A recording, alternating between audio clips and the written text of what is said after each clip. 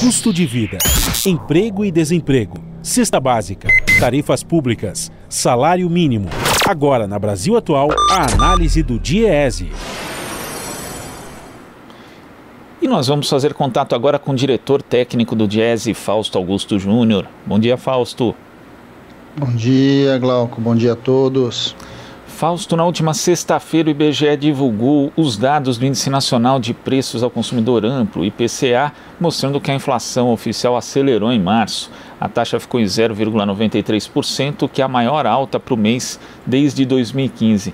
E agora, no acumulado de 12 meses, a inflação já chega a 6,10%, superando inclusive a meta para 2021.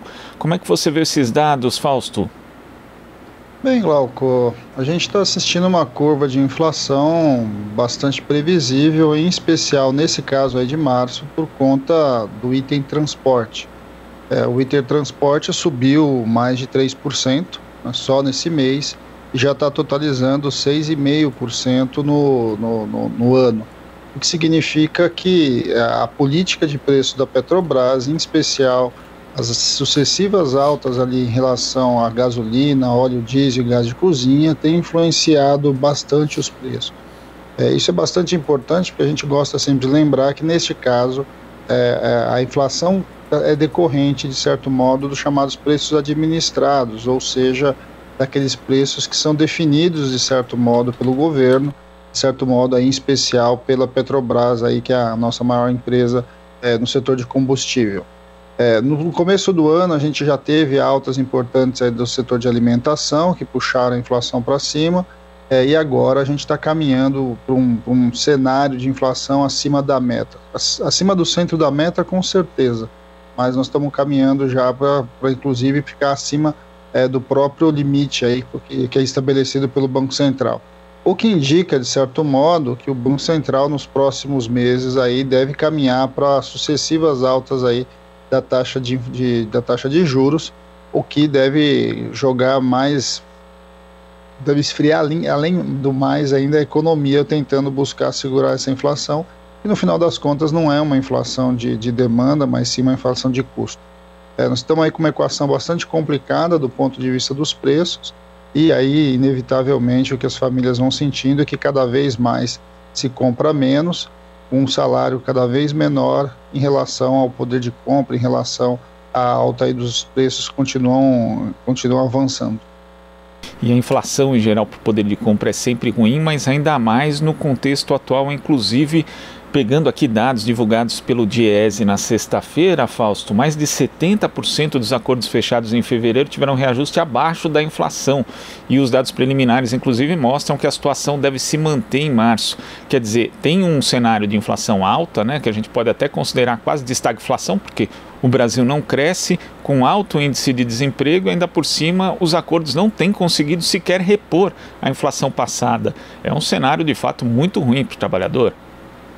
Você tem de um lado a inflação crescendo, o preço da cesta básica dos alimentos aumentando, e de outro uma incapacidade aí seja do sindicato, seja das negociações, seja da economia como um todo, de recompor essa inflação. O que a gente vem assistindo em relação às negociações é que quanto maior tem sido a inflação, uma economia que está bastante frágil, é muito difícil você conseguir os reajustes necessários para manter o poder de compra dos trabalhadores. Vamos lembrar, nesses casos, quando a gente está falando de negociação salarial, é uma perda que o trabalhador já teve, né? Ele já teve ao longo dos 12 meses e que é realinhado ali a cada negociação salarial. Quando você não está em negociação, não consegue efetivar aí o reajuste efetivo no mínimo da inflação, o que a gente acaba assistindo é que há uma compreensão dos salários. Mas além disso tudo, Glauco, a gente ainda tem uma taxa de desemprego muito alta, que de certo modo amplia a própria rotatividade da mão de obra, e muitas vezes mesmo aqueles que conseguem ter o reajuste são demitidos e substituídos por trabalhadores com valor de salário menor. O que a gente tem assistido também é que a renda média, né, em especial a massa de salários, tem reduzido, e esse processo vai levando a isso que a gente está assistindo. Quer dizer, você tem uma inflação de um lado, a não recomposição da outra, diminuição da renda média das pessoas. Isso é o que nós chamamos de carestia, né? Ou seja, as pessoas começam a ter cada vez mais dificuldades para colocar ali a comida no prato, para colocar, para minimamente compor ali o seu carrinho de supermercado. Esse é um debate que a gente vai assistir ao longo desse ano, porque de um lado a gente vai ter uma inflação que, pelo menos no primeiro semestre, não deve desacelerar. Em compensação, você vai ver aí uma política de juros que muito provavelmente vai buscar o centro da meta, o que vai significar uma alta aí dos juros em geral, que vai carregar a dívida pública, e mais uma vez a gente vai ver mais recursos saindo do setor produtivo e sendo encaminhado ali para o setor financeiro, especialmente para o pagamento da dívida. E temos aí uma situação que se forma um círculo vicioso, porque quando se analisa ali a questão dos componentes do PIB, cerca de 60% ali, pelo menos dos componentes de demanda, estão relacionados ao consumo das famílias. Se as pessoas estão desempregadas, estão recebendo um auxílio emergencial que não dá para quase nada na prática, e os salários estão rebaixados, significa que a economia vai continuar patinando no mínimo, né? Não vai ter recuperação econômica em relação ao que o Brasil perdeu não só na pandemia, mas que vem perdendo desde 2015, Fausto. Não há a menor dúvida, mas em especial por conta do descontrole da pandemia. O descontrole da pandemia é uma variável que, de certo modo, vai definir tudo o que vai acontecer esse ano, né? A gente ainda não consegue minimamente vislumbrar quando é que, de fato, a gente vai poder dizer que a pandemia está controlada. A gente não vai poder, de fato, dizer em que momento ali vai haver um retorno à normalidade. Em especial, isso causa muitas dúvidas, né? Isso causa uma insegurança muito grande, em especial para quem vai investir. Há também agora alguns componentes bastante importantes, que é um componente de instabilidade política, né? O embate que a gente está assistindo aí dentro do Congresso Nacional por conta do orçamento desse ano, vai mostrando o quanto que, apesar de muitos terem achado que existia um certo consenso ali, um grande acordo entre o Executivo e o Congresso Nacional, a gente está vendo que esse acordo não é tão acordo assim. O preço é alto do ponto de vista orçamentário e não há acordo ali entre o Ministério da Economia e o Congresso Nacional. Essa instabilidade política também, de certo modo, vai minando aí as bases de um possível crescimento econômico. E aí o governo faz o que ele está dizendo que vai fazer sempre. Ele vende patrimônio e, de certo modo, ele vai aumentando a privatização, vai tentando buscar recursos ali para tapar buraco, e desconstruindo o que se levou mais de 50 anos para ser construído. São as grandes empresas estatais, o conjunto do conglomerado aí produtivo, que de alguma forma deveria e certamente seria um componente importante para uma retomada de crescimento. Então o governo vai vendendo, é como aqueles que estão ali com muita dificuldade aí na sua vida e vão vendendo os patrimônios aí da sua casa para tentar manter minimamente o que está funcionando. Esse tem sido a tônica desse governo. Você não tem de fato um projeto, ao não ter de fato um projeto, a economia vai se degringolando, a economia, ao se deteriorar, eles vão impulsionando uma visão de que tem que cada vez mais desmontar o Estado, que é o único neste momento capaz de fazer a economia girar novamente no sentido virtuoso.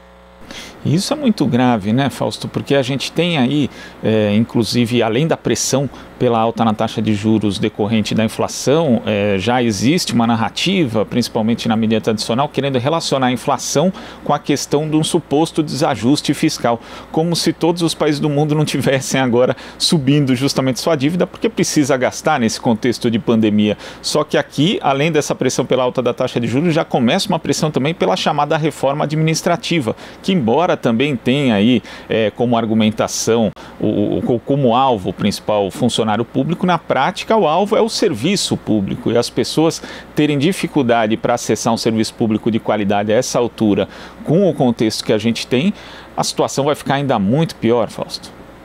Bem, outro ponto então é o que você está dizendo. A gente está vivendo ainda um conjunto de discussões de reformas dentro do Congresso Nacional, puxados pelo atual governo, e que de certo modo não tem o menor sentido, né? Ninguém discute grandes reformas se você ainda está no meio do caos, né? Vamos lembrar que nós estamos ainda nós ultrapassamos a barreira dos 350 mil mortes, estamos o tempo todo aí batendo a casa dos 3 mil mortes por dia ou acima disso, e de alguma forma é muito difícil você pensar em discussões estruturais do país em meio a essa confusão toda que a gente está vivendo.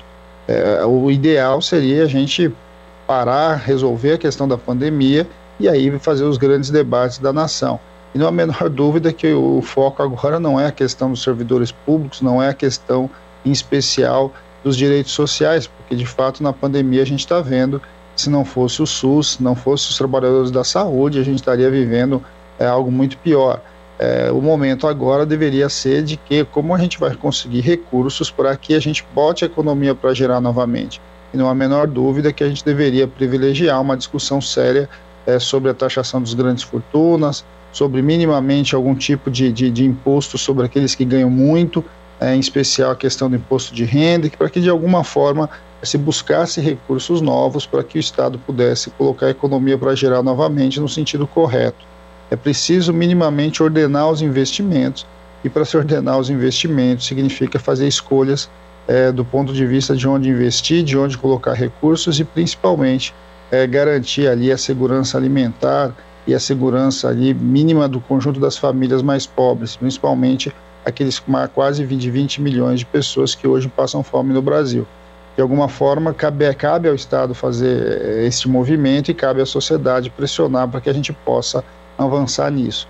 É muito difícil, a gente sabe, porque o atual governo tem uma visão completamente oposta disso, mas ao mesmo tempo nós temos que pressionar o Congresso Nacional para que se vote a questão do auxílio emergencial, se coloque mais recursos para os mais pobres de um lado e de outro, que a gente minimamente, de certo modo, trave essas discussões de reforma agora e coloque a discussão da reforma tributária, principalmente a reforma tributária, a partir da mudança aí do paradigma de quem paga imposto nesse país.